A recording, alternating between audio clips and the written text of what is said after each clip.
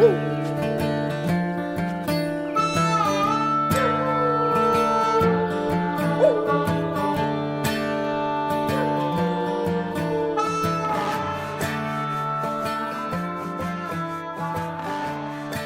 everybody, welcome to episode 71 of the Go Get Outside podcast. This is your host, Jason Milligan. Welcome back, welcome aboard. On today's show, we will be speaking to Freddy Unger. This is an episode that I think many people in the SoCal Canyoneering community will be looking forward to. Freddy is one part Eeyore, one part Winnie the Pooh. I like to refer to him as a prickly teddy bear. He's one of those big softies wrapped in a grumpy exterior. He appeared in the canyoneering community several years ago and quickly established himself as a person that was willing to take new people out, lead trips. So there are a lot of people in the Southern California area who have Freddy to thank for helping them advance as canyoneers. On this episode, you'll get to hear what is really most of the time two buddies kind of shooting the shit, but we get into some serious conversations, some discussions that we haven't had on this show before, discussions specifically about dealing with addiction and substance abuse and the importance of friendship and how canyoneering can lead to deep friendships and help people find a focus and a direction in life.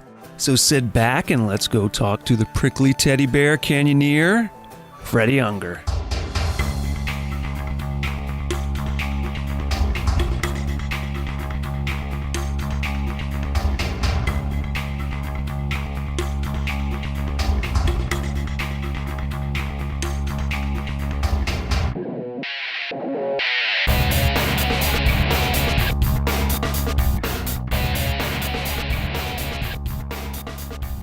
My name's Freddy Unger, and I'm a native of Los Angeles, born and raised in Sherman Oaks and San Fernando Valley, and canyoneer and hiker, and basically a one-trick pony. It's all I do is canyoneering, and glad to be here with my friend Jason. So all you do now is canyoneering, but if I recall, you've told me before when you were a kid, didn't you say you used to surf, amongst other things? Yeah, I surfed, and I was skateboarding a lot when the San Fernando Valley had that drought, and we were skateboarding empty pools and sneaking into people's backyards, and did skate across and marina skate park and surfing, and ditching school and taking off to the beach to party and surf, and did that until I was about 18, 19 years old, and kind of got away from that a little bit and developed some other interests. Yeah, we'll get into that. So you said San Fernando Valley. San Fernando Valley, yeah. So you're a Valley kid. I'm a Valley boy, yeah. So all of that bullshit that comes along, all those connotations people have about growing up in the Valley. Yeah, well, fuck those people. Who cares what those? I don't really care what those guys think, because from what I understand, the native population of Los Angeles is only about 8 or 9%. Everybody else is transplants from someplace else. So it's typically the ones that are criticizing the Valley are typically not from the Valley or even from Los Angeles at all. So who cares what they think? So what was it like growing up in the Valley? You said you would run off and sneak off to the beach to surf, but that's a bit of a distance away. And then there is, of course, that stigma that the Valley is like the white trash part of LA. So what do you think about that? Do you think that was an accurate representation of your childhood, or it's a bunch of bullshit? Absolutely not. I mean, Sherman Oaks is a nice area. It's not like you're out in, well, I don't want to say now because... What do you say, Baton Rouge, Louisiana? No, not Baton Rouge, Louisiana.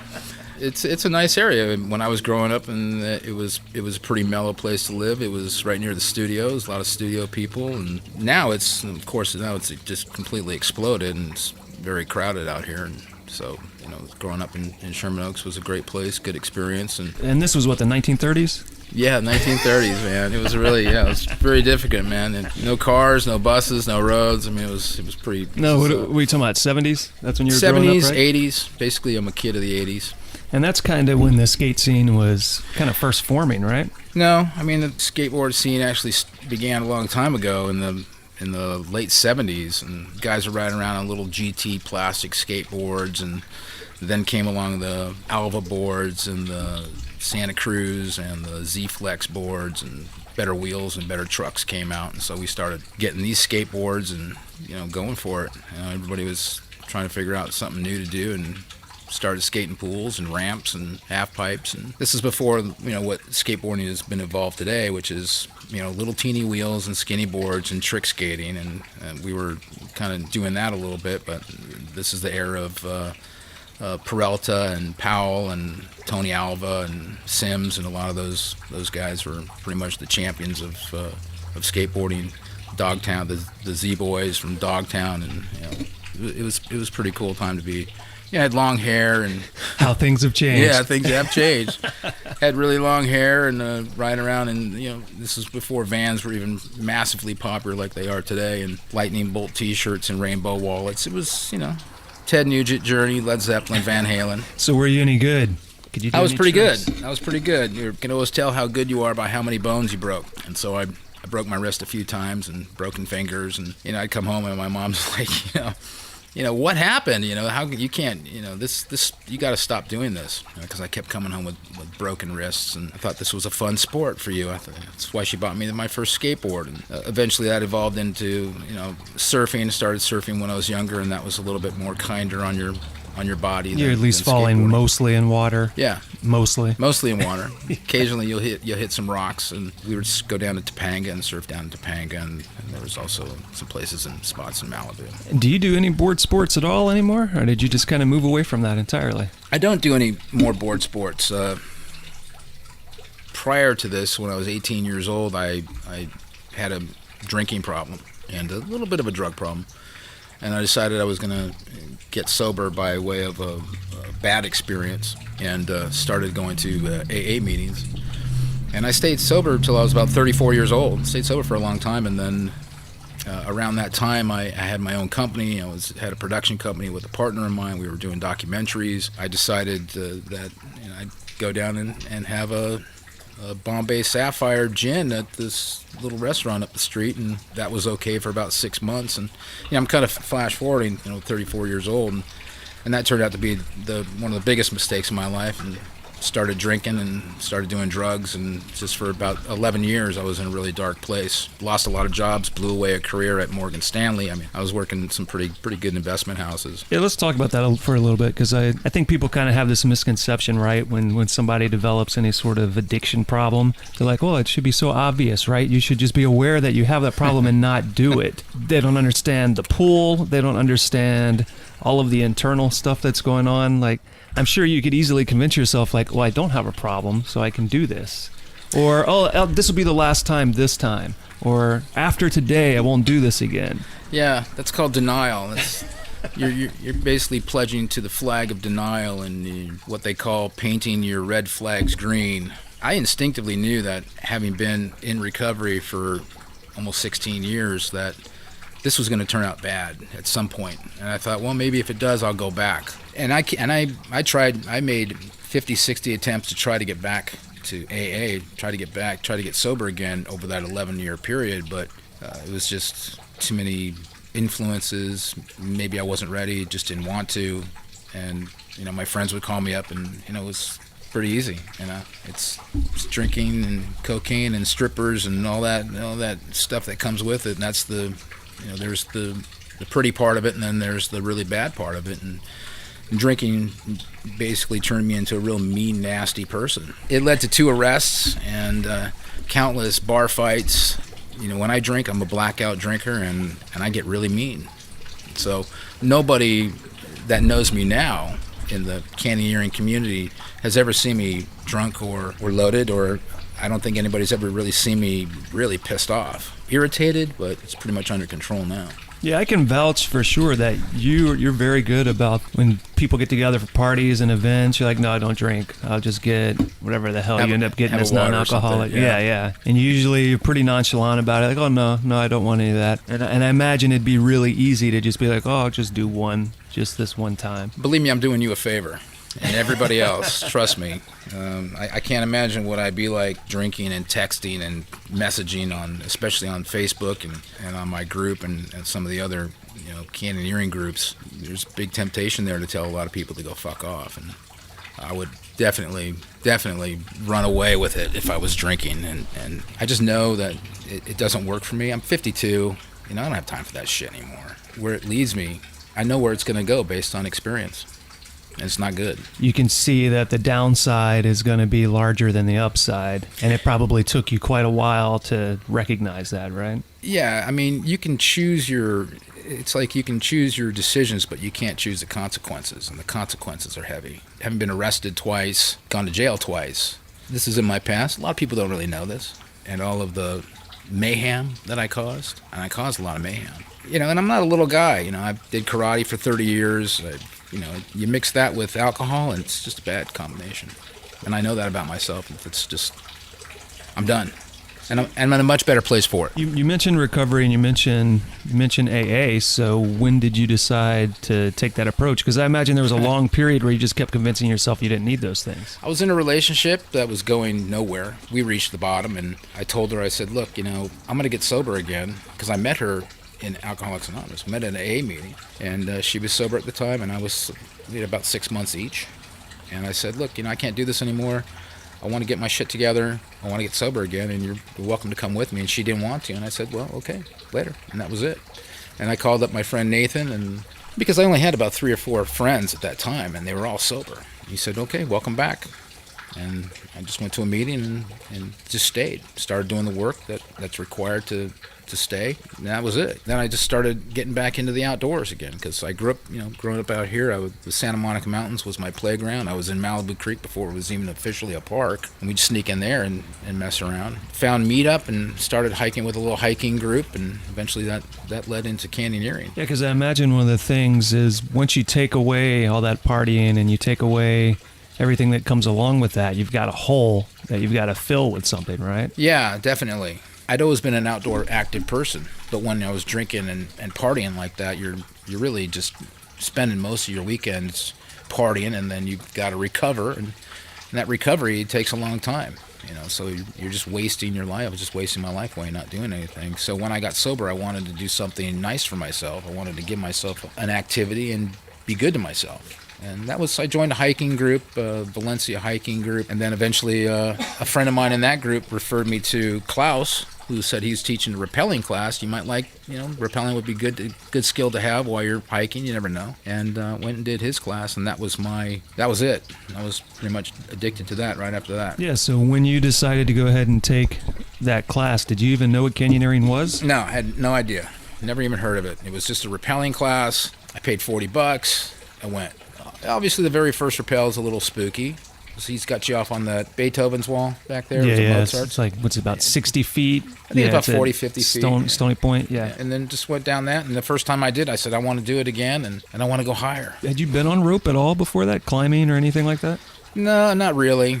But you used to jump off of shit when you were younger, right? Yeah, we would go up to Ringe Dam, local Malibu spot in Malibu Canyon. It's closed now because of graffiti and trash and too many people getting hurt, but there was jumps from 25, 40, 80 feet there, so we was up there cliff jumping, and did some cliff jumping in Tar Creek in maybe 2011 when we found Tar Creek, and some other places around, obviously Arizona and places like that. So you were somewhat accustomed to the height. You just didn't have the rope skills yet. You trusted yourself to throw yourself in the air and land in water, but now you had to trust yourself to hang from a rope and free air. Yeah, heights have never been a problem for me. I'm not afraid of heights. So how'd that develop from there? You took that rappelling class. You said you took the rappelling class. Yeah, then Klaus said, I teach a canyoneering course. And this is before he started Uber Adventures. It was just Canyoneering California. He said, it's $400. I'm like, okay. And I saved up the money, and I took the class, and I was hooked after that. And after I took the class, I couldn't find, because his group only had 6 leaders. I mean, I think it was Logan DeGrand, John Caffrey, Alden Anderson, and I can't remember who else. I think it was me and Scott. Scott Merrill? Yeah, I think we're among the other people. And they weren't doing anything. I was like, what the fuck? Alden was the only person. Alden was doing them, and he was doing them on the weekday while I'm at work. I'm like, fuck. And Logan would do a couple here and there, and I couldn't get on any because they were all full. I used to joke with Deanna Saki because she was in my class.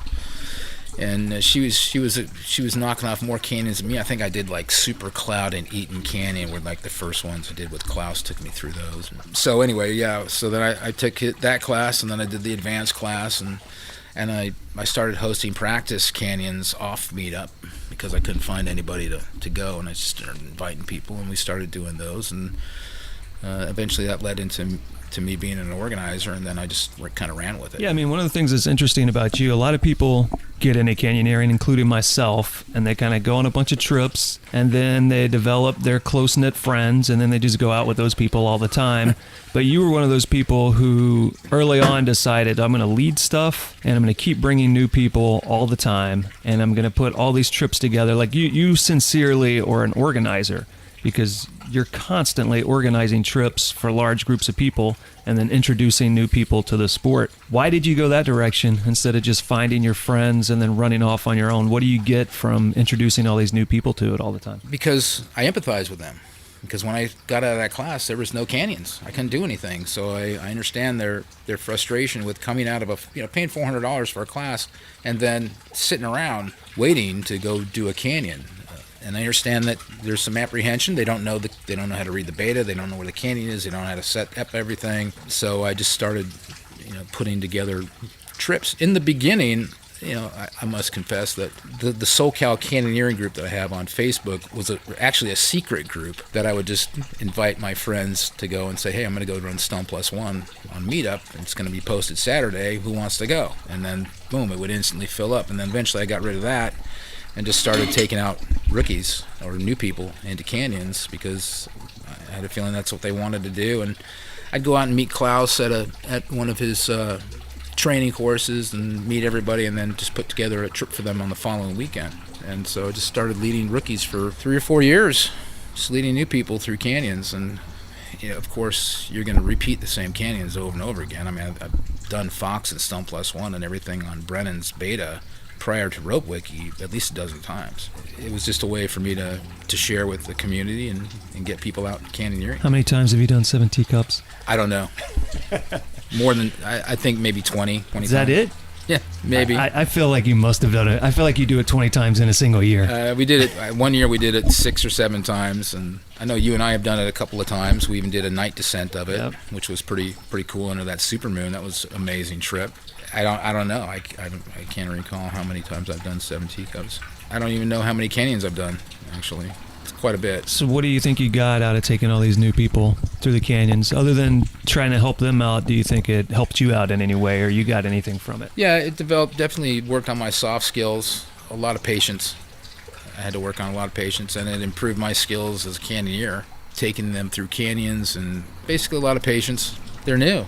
I got to tell them to bag rope and, move along and show them how to read the beta and figure out how to get to a certain place. And it's fun helping them out. And I've gotten a lot of, my own soft skills from it and learned a lot about patience and learned a lot about myself. I feel like just in the few years that we've known each other, I mean, what's it been, like 5 years now, maybe 6 years, something like that? Yeah. I feel like I've seen a progression from the original Freddy that came into the group to the Freddy now. Like I feel like I see more of that patience, and I see more of just general leadership skills having developed in a way that's very different than when you first joined. Not that you came in and you're just like a mess, but I feel like there has been a maturity and a development that is noticeable and is impressive. So yeah, as much as I give you crap all the time, that's fun. I can appreciate that. It's all right. I mean, I picked up a lot of cues from Klaus about leading canyons and watching him and asking him and picking his brain. And, he gave me a lot of advice about leading and, what I should do, and encouraged me to take, a rescue class and a leader class. And he's a great instructor. I had a really good time with him, and all of my training's been done through him, and I got nothing but good things to say about the guy. He was my instructor for a long time, and it just kind of went as far as it could go. I don't organize for his group anymore because I just don't want to organize for Meetup. I just want to, now I'm at the point where I'm just doing my own thing with the kind of a crew that I have right now, including yourself, when I can get you. So let's talk about the development of skills, because you did like we all do, right? Which is start out here locally in the Los Angeles and surrounding areas, which is a bunch of San Gabriel mountains, a bunch of dry and semi-wet canyons. Front Range and San Bernardino. Right. So let's talk about your experiences in those canyons, and then perhaps how maybe you grew tired of them over time. I think, I had done Great Falls of the Fox, a classic example. I think when you and I did it back in 2014, I think we did the canyon in 5 or 6 hours, car to car. There was no log jams or heavy-duty brush. As I recall, it was a pretty easy experience. I've done Fox about 12 times. And the last time I did it, I got a little bit of heat stroke on the exit, and went and elected to do it in August. And there's been times when I've done it with Kevin Gilbert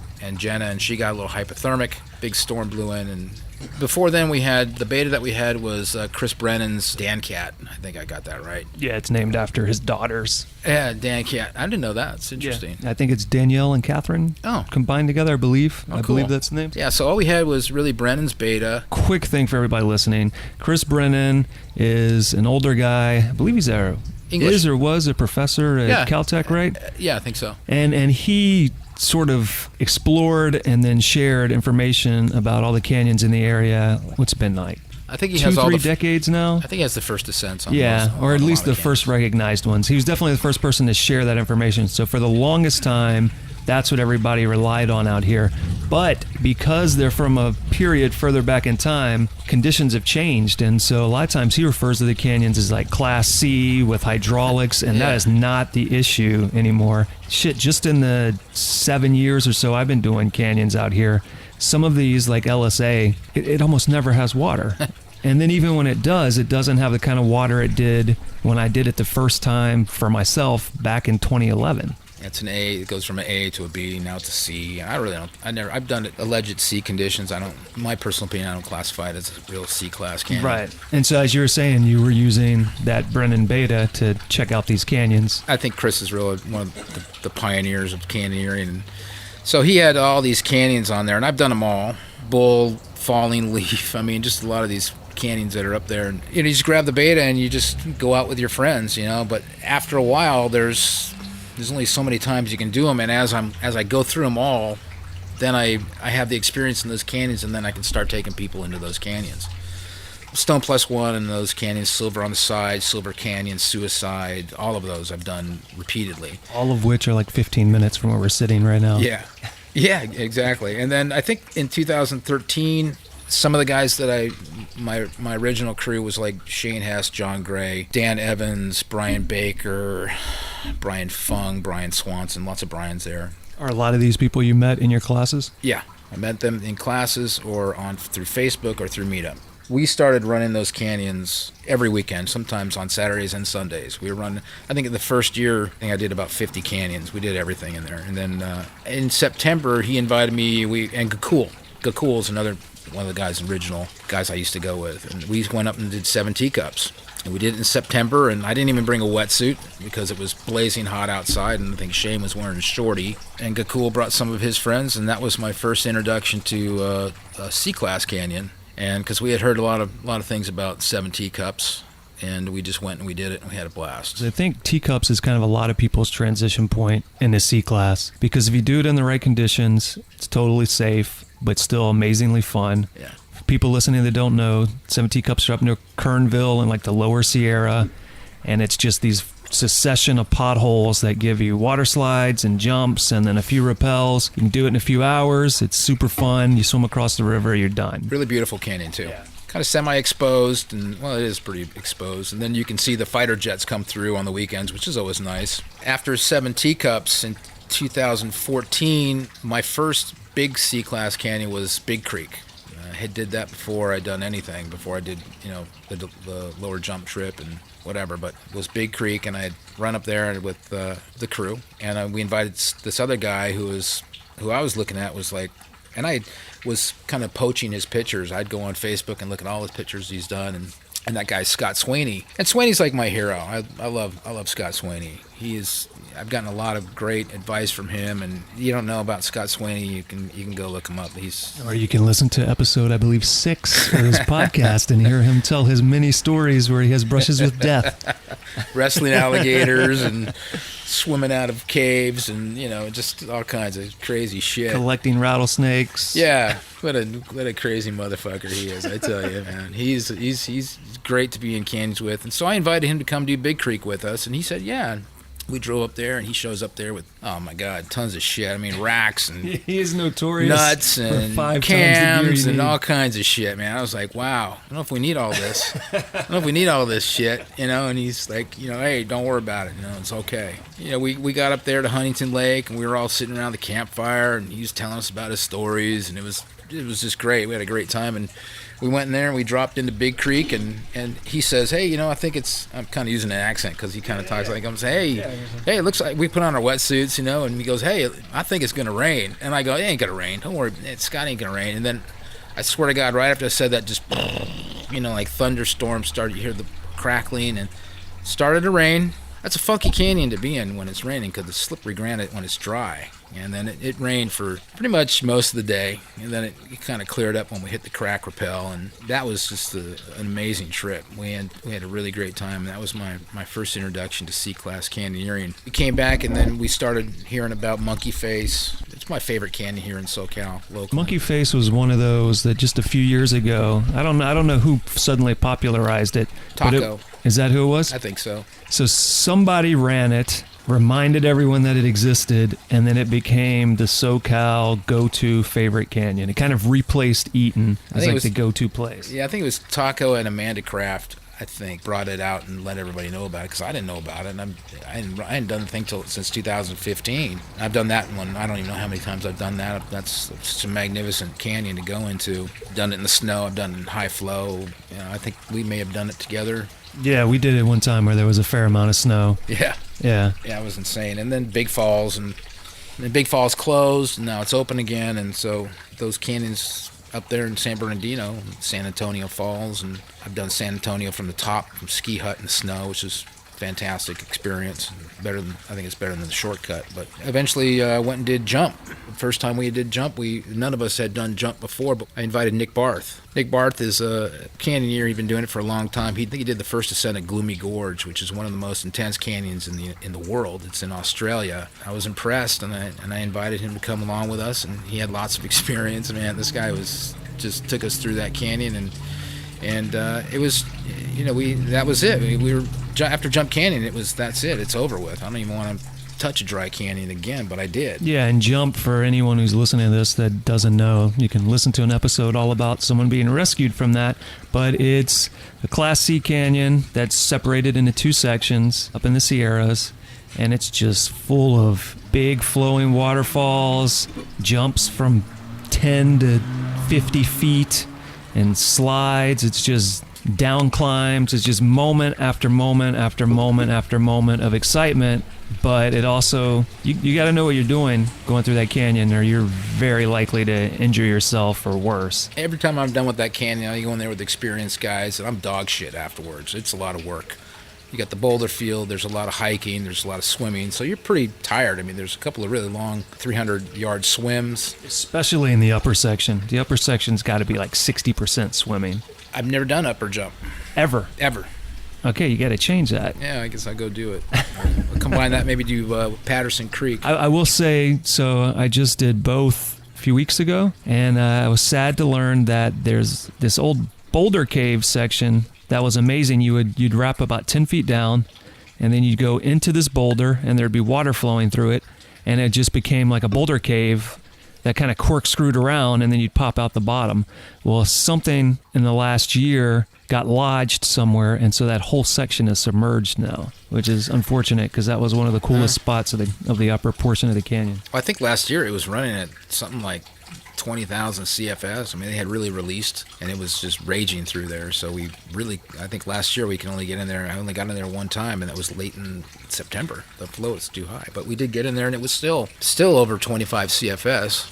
We thought we can only do it at maybe like levels of 10 or 15, but now that we know that we can do it at higher levels, it was really a fantastic trip. We had a great time. Over the years in my C class, I've had to, I've gone through lots of teams. I've gone through lots of people, that just, for one reason or another, I don't go with anymore. And I've always had a good way of introducing other canyoneers to other canyoneers, and I think you met Kevin Hayden on Salmon Creek, and, Upper Salmon brought a lot of people together, and so, the C-Class Canyon, my own private trips, I'm basically up there with my go-to guy is Russ VZ or Russ Van Zant. Nick Sickler, and those guys are with me on almost every C-Class trip I can go on. I don't think you met Russ on Lower Salmon Creek. Yeah, I met Russ on one of your trips. I forget which one. It probably was that one. That seems to be the one that we seem to get into the most of on an annual basis. It's the only canyon I'll do with Kevin Hayden, speaking of him. Kevin has evolved to be a fine, very good canyoneer. And when I first met him, he was pretty much new. Took him up to do Salmon Creek. Unfortunately, we got closed out because it was Class 2 and Class 3 rapids in there and just aborted. Yeah, that was when me, you, he, and Bronick drove up there, and we got up to it. I remember as we were hiking up, we could start to hear it, and they were ahead of us, and it was me and you in the back, and you're like, oh yeah, I can already hear we're not doing that. It's done. And then we got up to it, and we looked at it. We're supposed to be able to walk right here, and there are rapids right here. There's no way in hell we're going through here. It was ridiculous. I'd never seen it like that. It was just a joke. And usually go up there in May and hit it when it's high flow, so we can get some real fun out of it. That was a ridiculous time. So you mentioned Hayden, and you mentioned seeing him develop as a canyoneer. So as a person who is known for taking out beginners and taking out large groups of people, you've probably seen a lot of people develop in their skill level. Yeah. How's that feel when you see somebody go out with you, doesn't know what the hell they're doing, and then the next thing you know, you totally rely on them and consider them an experienced person? I don't know. Getting an invite from us is like, you got to display certain qualities. You got to be, first of all, you got to be a team player. You got to know how to rappel. You got to be efficient. And you got to have that group dynamic, and watching Kevin, it was his confidence level. And sometimes first time you're in a C-Class canyon, it's a precarious situation. You don't know anything about this, and you just watch a person's confidence level start to rise, and that's what Kevin has. And Kevin is he's fun to be with in a canyon. I love being in canyons with him. He's got a great personality. Nothing really rattles him, and that's a good thing. And he's a team player. He'll bag rope. He'll help you get out of a hydraulic. He's there, and that's good. And still, you can develop more, and I'm developing more, and you're just watching these guys get their confidence level, which is really important. So I would say you probably barely do any of these local LA canyons anymore, right? You're more of a guy now that goes up to the Sierra and strictly does the C-Class, right? No, not really. I mean, I'll do Monkey Face. I'll do Big Falls. I have a fondness for East Fork of Rubio and Muir Ravine to Eaton. I mean, because I've rebuilt anchors in those canyons, and those are nice shuttles. I prefer doing shuttles versus 800-foot approaches and things like that. I'm not a big fan of elevation gain. Everybody who knows me knows I'm not a big fan of it. Every once in a while, I get the urge to do something like Stone Plus One or maybe Fox. To say that I will never do them again is. Everybody who knows me says I've never. I think the third time I did Fox, and I've done it over a dozen times, I think I said, why am I doing this? I'm never doing this fucking canyon again. Ever. Fuck this. And, there I am again. The number of times you've said you're not going to do that canyon are as many as the times you have done it. Yeah. I think you were on the first time I did it. Was I? Yeah, it was you, me, and Shane Hess. I got a picture of it. There's a picture of us laughing at that very last rappel. Maybe. I don't know. The first canyon that we did together was Classic Canyon Fall Creek. That sounds about right, yeah. With Klaus and Steve, and there was a couple other guys. It was like a morning before work or something? Yeah, it was a fun trip. We're goofing off you're in there. I'm a very serious person, so I shouldn't have been involved in the goofing off, I'm sure. Yeah, you had that profile picture of you like with your upside down, like your head was upside down. Is that when we met, when I was upside down in my Facebook photo? Yeah, first time, and then after that, I think 2015 was a pivotal year for me. I think we went and did Upper Salmon Creek. Yeah, let's talk about that trip. Tell people what Upper Salmon Creek is and your final thoughts on doing Upper Salmon Creek. I was turned on to Upper Salmon Creek by Dave Redd, another C-Class mentor of mine, and he said, you should go check out Upper Salmon Creek. A 680-foot multi-stage first rappel, boom, right out of the gate, you're 680 feet. When we did it, it was a really long drive to get there. That was the day I met Scott Sweeney. Oh, really? It was the first time I ever hung out with Scott Sweeney. Yeah, we brought Scott Sweeney back for that. Scott showed up with all of his shit again. Tons of stuff. Scott Sweeney's really good to have if you ever get fucked in a canyon. That guy will that guy will get you out. He'll figure out a way. He'll cut off his arm and make an anchor out of his own bone, and and then make a fiddlestick out of some animal bone or something like that.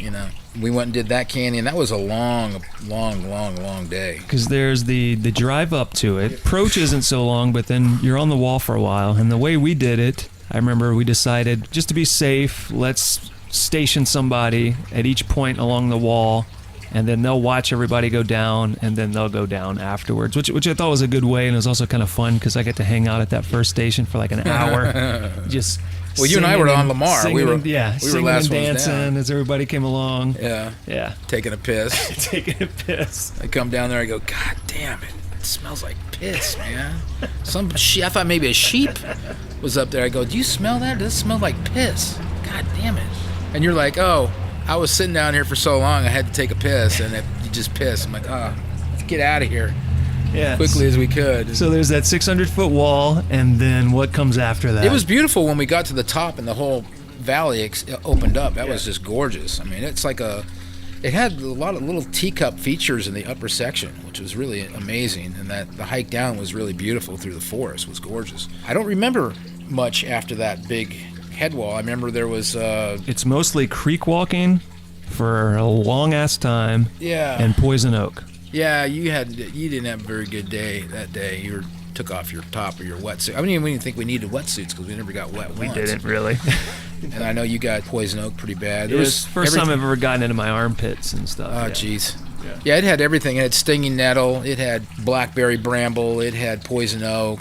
It had everything that was bad in the canyon in that lower section. And Scott and I were in the back, and we hit this section of manzanita bush, and it took us about half an hour to go like 100 feet. And he may have even said fuck. He may have even said something like fuck this or something like that. But I never heard him swear before. But he was not having a good time either. I think we got back to camp just before sunset. Bronick and I saw a bear run. Yep. I remember we saw that bear as we were hiking out, which was pretty cool. And then the shuttle, then having to go back and get the cars. I don't think anybody got back till midnight. It was me, Jake was driving his van. Bronick, maybe? Yeah. The three of us rode up to retrieve the cars at the top. Yeah.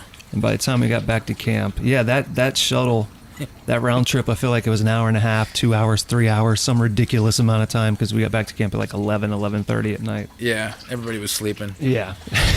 It must have been nice. Yeah, did a lot of trips with Bronick too. He was starting C-class canyoneering as well, and boy, that guy, skill level and confidence, and just ran with it. He's done Heaps, Poe, Imlay. I mean, he's done some pretty heavy-duty trips. He's a good canyoneer. I like Bronick. What's the most technical or trickiest canyon that you've done at this point? Lower Stevenson, by far. And you rank that among your favorite canyons, right? It's my favorite canyon, yeah.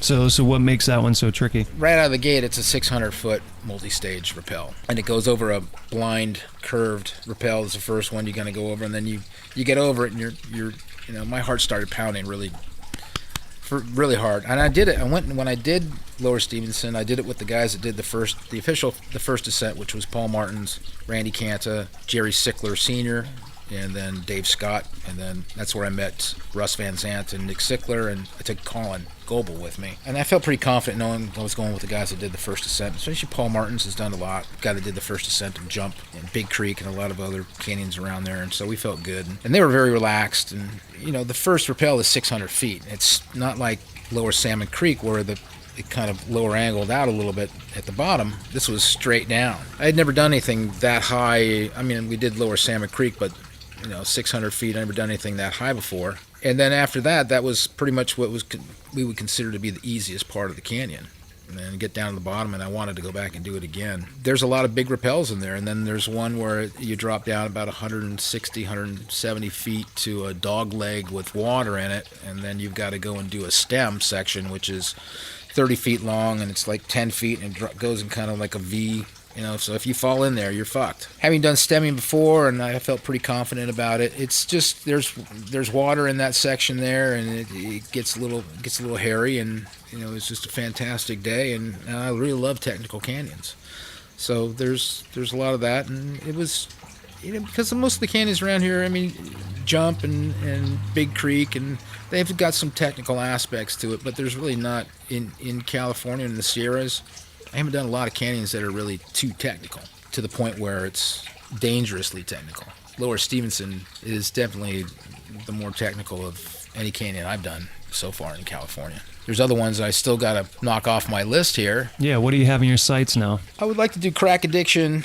I'd like to do North Fork of the Kauai full from the top, which is be a bivvy. I'd like to do Schaefer Cut, which is Upper Stevenson. Dinky Creek I've always wanted to do just because it's there. Boulder Creek. Actually, Scott Sweeney and I were planning to do a first descent of that canyon a couple of years ago, and because it's got a 270-foot waterfall in it. And then somehow or another Rick Iannello spotted it, and I'm sure he spotted it a long time ago because he's got a really good eye for canyons. And he got together with me, and we were planning to go and do it, and then something came up with, I think Monarch Wilderness caught on fire and we couldn't do it, and it was supposed to be closed, and then I guess it reopened again, and then he invited me to go back, and I couldn't do it, and he went and did it, so I want to go back and do that one again, Boulder Creek. And there's a few other first descents that we have I won't mention right here because... So you got some secret stuff. Yeah, got some secret stuff. You know, Russ is working on a few things, and maybe log rides, you know, maybe Kaiser. There's a lot of Sierra Canyons out there that people just don't do.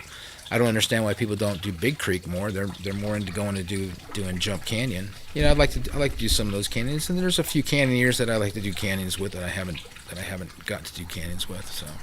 So you were just mentioning the things that you've got ahead and the things you're looking at, and I noticed pretty much everything you named is in the Sierra. So what do you like about the Sierra so much? What draws you there over every other type of place you could be doing canyons instead? I love the mountains. You know, I love California. I love the canyons. I love the easy access of them. It's a 5-hour drive from LA. I just love the Sierras. They do have like a somewhat unique beauty in that it's just all this gray and bluish granite. A lot of the canyons feel like you're in Yosemite doing a canyon, and like some of the most amazing, grandiose, kind of huge, wide open expanses. Some of those are like so big that you don't realize how big they are till you get to a drop, and then you realize like, oh, everything around me is enormous. And I'm just this tiny little guy going through this big-ass canyon. I felt that way in Middle Earth, Lower Yosemite Falls. It was massive. We were up there on Labor Day with Scott Sweeney again and Amanda and a few other people. It was packed on Labor Day weekend. We got into that canyon, there was no one there. And it was just this massive expanse. Definitely one of the better trips I've done. Yeah, and for people who don't know what that is, it sincerely is Yosemite Falls. So you hike up it's like the middle falls, right? Yeah, that you hike up to? That approach sucks. That's what I hear. That approach sucks. But you hike up to the middle falls, right? Yeah. And there are pools up there. You go and into a number of short drops. You drop into where the upper Yosemite Falls ends, and then there's another section there that begins. And then you end it by rappelling alongside the lower falls, Yeah, right? It's like 520 feet. It's another big one. It's a 2-stage. It's pretty cool. Yeah, it's pretty nice. So do you have sights on anything outside of California? Are you interested in going to PNW, Colorado? Oh, yeah. Yeah, I want to go to the Pacific Northwest and hit some canyons up in Oregon and Washington and Vancouver. Jake Huddleston's up there, another guy I love, and saw him come out of, training, and, man, he just got his shit together, squared away really quick. Yeah, he and Tiffany are up there establishing new routes, right? Yeah, I think so. I know Tiffany and I know Luca did a lot. Yeah, so I'd like to get up there and do some of those canyons. And yeah, there's a few other canyoneers up there that I've been chatting with on Facebook that I'd like to get together with and meet and do some canyons with. So you've been doing canyons for a number of years now. It's like it's your big thing that you do now. Although maybe you're starting to break away into other things once again. Other things being positive things, not negative things. Yeah. What do you think you've gotten from canyoneering overall? You've told me, including this morning, that canyoneering saved your life. What did it do for you? When I got sober, like I said, I only had about 3 friends. Today, I've got more than I know what to do with. I've gotten some really good relationships. I've met some amazing people, and I've gotten to go to places that only birds can get to. These canyons are specifically places that only canyoneers can get to, and they're very, very special places. I never thought, that I would be doing canyoneering when I really thought I was going to die by the time I was 40. I've gotten the technical skills, and I've gained a lot of friends. That's the most important part, because I've always stated that all I want to do is go canyoneering with my friends. That's all I really want to do. I'm very grateful for it. It gave me an outlet. It gave me a way to be good at something. And that's I think that's important to a lot of people, to have something that they feel good about doing, and doing it with people that they love doing canyons with. Not only friends that you just meet up for canyons, but you get together and you go to their parties, you go to their house, you go and hang out, and they become genuine friends. You develop genuine friendships with these people. And I'm very grateful to Canyoneering for that. So if somebody wanted to get on a Freddy Unger trip, what do they need to do? Nobody wants to go on trips with me. I'm a very unorthodox leader, to say the least, and that's why I usually have very twisted people on trips with me, because they're definitely unique, and I have kind of a hard time holding my tongue on just letting my personality fly. We've done several trips together. It's never I don't know. It's just different experience. All right. Let's hit up. Maybe I can call them misconceptions. You tell me if they're misconceptions. Let's hit up the Freddy Unger misconceptions. Oh, okay. You smoke too much. Yeah. You don't like to carry rope, and you never drive a car. What do you have to say about those? Yeah, I smoke too much. I smoke cigarettes. I smoke cigars too, but I'm not going to bring one of those into a canyon. So it's the vice that you've allowed yourself to hold on to. It's my one major. I would call it a minor rebellion. It's my one rebellion that I have. I try to quit, but I like smoking. And there's a lot of people, you'd be surprised how many people in Canyoneering smoke that don't let you know that they smoke. So I'm not going to throw anybody under the bus here today. And you know what? Everybody who goes with me on trips knows I smoke. Nobody really cares, and I don't think they care. And if they do, they can always not come with me on a canyon, but they don't give a shit. What was the other one? I don't carry rope. You don't carry rope and you don't drive. What's up? I bring rope on my Sierra trips, on my private trips. I've gone through 3 ropes. I'm leading people through canyons for 4 years. You're gonna go through your own equipment, and I've got my own rope, and I bring it with me on those private trips. What was the other one? I don't drive a car. Yeah. I don't like driving, so if I can get somebody to take me on a trip and let's go together, and I'll kick in for some gas money and buy you lunch, then let's do it. Locally, I'll drive. And besides, my car's kind of a piece of shit, so I want to make sure that it's. I don't want it to break down up in Schaefer Lake, and then what? Before we end this show, now that we ruined all your heartfelt comments with discussions about smoking and driving and ropes, is there a place people can go to find out what they would want to about Freddy Unger? See pictures of you, find out about your trips, things like that. Anywhere like that people can go? Can people find you? If people don't already know you, can people find you? Find me on Facebook. I'm on SoCal Canyoneering on Facebook group. And is that open to everybody now? Yeah, it's a closed group, but it's open. You can just go on there and just answer 3 simple, stupid little questions, and you can get in. Oh, really? What are the questions? Because you added me long ago, so I don't even know that there's this test now. What's your level of experience with canyoneering? This group's for canyoneers. We don't allow postings of pay for or fee-based instructions. Sunglass sales. Meetup or instruction courses. A few years ago, there was a lot of canyoneering instructors were posting their courses on there, and it just became really kind of like a big advertisement, and then I started getting a lot of complaints from people, and so we took a group conscience, and I think it was maybe 300 people at the time, and they decided that they didn't want to have those anymore. It's like, okay, so we just got them out, and they were okay with it. And then, your experience level, and hopefully you agreed to participate in the group, and that's it. But there's still, there's over 1,000 members, and still 200 active members. So, it is what it is. Whatever you can get from it is fine. If you want to just look for information or curious about the sport and kind of poke around, which I did. That's what I did when I first started. I poached Michelle Niles' photos. And I looked at Dominic Noldowski's photos, and that's pretty much where I was getting all my real beta from, was looking at their pictures. And I'd still like to do canyons with them. I met Michelle, but I met her under not very good circumstances. Lucas, his service. Yeah, Lucas' service, and so I'd like to do a canyon with her, and that would be kind of fun. And Rick and a few other people, Rick Iannello, and a few other people I'd like to get together with someday. And I'm just out there with the Monroys and everybody else, which you've had on the show before. Just find me on Facebook. So before we go, I always ask people to leave us with their final thought. So what final thought would you like to leave everyone with? Oh my God! After all we've talked about, I got to come up with a final thought now. You need to come up with something that is deep, philosophical. Let me get my computer out here and find something here. Go on Google. I don't know, what would Anthony Robbins say? I don't know. What do you want people to walk away with after they listen to Freddy Unger talk for an hour? Don't smoke, don't drink, and don't do drugs. Just say no to drugs. That's right. Really? Yeah. Is that sincerely your final? I don't know. Shit, man. Anthony Robbins' quote. If you do what you've always done, you'll get what you've always gotten. The quality of your life is quality of your relationships. Look at that. You didn't even mean to, but that kind of sums up everything that your life has come to mean. Kind of. It's weird. I don't know. Shit. All right, well, if that's all you got. Stay in school. Don't drink and don't do drugs. And don't drink and drive, kids. Right. Stay away from strippers. No, just kidding. Yeah, don't stay away from them. Yeah, you can go strippers. All right, Freddy. Thanks for coming over to my house and sitting out here and doing this and being open, telling everybody your secrets. It's great. It's good to see you again.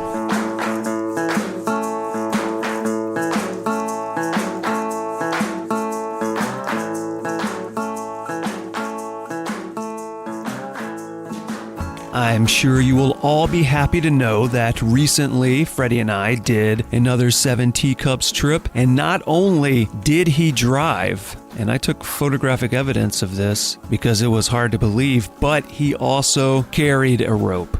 Albeit a very short rope, he did indeed drive and carry a rope. 2 things, as you heard earlier, he is accused of not doing. So kudos to you, Freddy Unger, for driving a car and carrying a rope like a big boy. And now is a great time for you to all run over to our brand new redesigned GoGetOutside.com website, because there you'll be able to click on this episode 71 with Freddy Unger, and you'll be able to find numerous photographs of Freddy and his buddies, links to those things we talked about in today's show, and a variety of videos featuring the prickly teddy bear Freddy Unger. And if you should want to comment on this episode, or previous episodes, or future episodes, or anything, I don't know, maybe you think you look nice today and you think I'd like to know, well then you can contact us here at the show. Go at butcherbirdstudios.com. That's how you can email us. Or if you prefer to use a telephone device, you may grab your nearest rotary dial and dial 818-925-0106. where you'll be able to leave us a voicemail. And if you listening would love to do me and the show a great big favor and really help us out, then please scurry to your podcast purveyor of choice and subscribe to this show, rate it, review it, and share the musings of Freddy Unger with someone you love. This episode of the Go Get Outside podcast was produced, recorded, and edited by me, your host, Jason Milligan, with additional help from Griffin Davis, and as always, brought to you by Butcherbird Studios. Next time on the show, come back November 1st, we will be speaking to Lindsay Hupp.